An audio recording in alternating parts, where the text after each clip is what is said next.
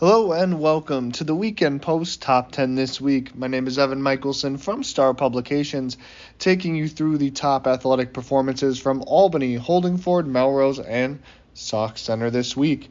We'll start with boys basketball and Jeffrey Hall from Holdingford. Hall is one of the valuable leaders of a talented Huskers team, and he showed his impact in two very different ways this past week. The senior guard started off the week by logging 7 points, 4 rebounds, and 7 assists in a 68-52 loss to Foley February 5th, before turning into a three-point machine against Painesville February 8th, knocking down 5 threes and scoring 22 points in a 73-65 defeat. Next up, also proficient from three-point range, we have Zeke Austin from Albany. The Huskies have been undeniable in Granite Ridge Conference play, improving their conference record to 9-0 with a 15-point road win over second-place Pequot Lakes February 8th. Austin led the charge in the exciting showdown, burying 5 three-pointers, including 4 in the second half, to send the Huskies to a gigantic win. Austin also provided 19 points, all of which loomed large in a closely contested 63-57 triumph over Sauk Centre February 6th. And finally, to wrap up our boys basketball selections for this week, we have Connor Engelmeyer from Melrose. Engelmeyer has built a reputation as a sharpshooter during his high school career, shooting 40% from long range, but the senior guard flexed his versatility this past week. Engelmeyer helped the Dutchman snap a 4-game losing streak with a 23-point, 8-rebound performance in an 88-57 win over Bold February 2nd, and added 15 points, all coming from 2-point range, and 5 assists in a 54-41 road victory over Litchfield February 8th.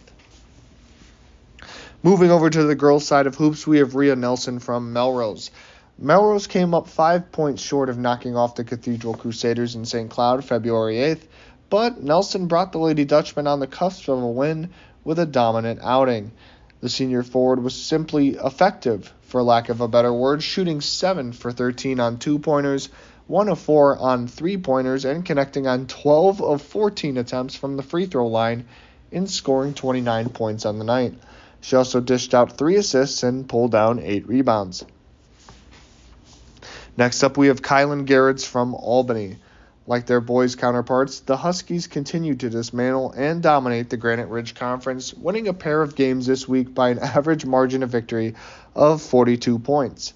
Garretts, a senior forward, stuffed the stat sheet in both contests, totaling 11 points, 12 rebounds, 6 assists, and 6 steals in a 77-38 win over Malacca February 8th, and 11 points, 10 boards, and 5 assists in a 77-32 triumph over Mora February 6th. And then staying with the Albany girls basketball team, we have Tatum Finley. Finley has been a consistent force for the Huskies in their quest for a state championship. Serving as the team's knockdown shooter, the senior compiled 16 points and 3 rebounds in Albany's 77-38 win over Malacca February 8th. Before that, she produced 17 points to go with 4 steals in a 77-32 drubbing of Mora February 6th. Finley and the Huskies are now winners of 11 games in a row. Going over to the wrestling mat, we have Rylan Palo from Sauk Centre Melrose. The defenders have had an action-packed week, with Palo serving as a spark plug in the middleweights. Palo, a Sauk Centre product, recently wrestled in an exciting 152-pound showdown at the United Claybecker Tri February 8th, narrowly falling in a back-and-forth 14-13 defeat. He was, however, on the victorious end of a pair of bouts at a home triangular February 6th, pinning his Alexandria opponent at 4 minutes 28 seconds and his Minnewaska area foe at 1 minute and 22 seconds. Next up, over in boys hockey, we have Aiken Lambrecht from Prairie Center. Lambert has operated a bit under the radar compared to Prairie Center's leading scorers like Zach Bick and James Reeland, but he remains a critical piece of the puzzle. The junior forward has had a helping hand, or I should say he did have a helping hand, in 3 of the North Stars' 4 goals February 8th versus Mora Malacca, collecting 3 assists, including 2 in a 3-goal first period. Lambert upped his season points total to 17 through 22 games this winter. And then over to the swimming pool, a big appearance for Melrose Sauk Center. We'll start with Thatcher Van Beck. 4 points is all that separated the Fusion and the Montevideo Marshall Co-op at the West Central Conference meet February 8th, with Melrose Sauk Center claiming the championship. Van Beck was essential as a high finisher for the team. He snagged second place in the 200-yard freestyle at 1 minute and 54.88 seconds, and first in the 500 freestyle at 5 minutes and 13.39 seconds. He was also a member of 2 second-place Fusion relays. And then finally, to wrap up our list for this week, we have Severin Anderson from Melrose Sauk Center. It was a disastrous start to the conference meet for the Fusion, who saw their top 200 medley relay team, which included Anderson, disqualify.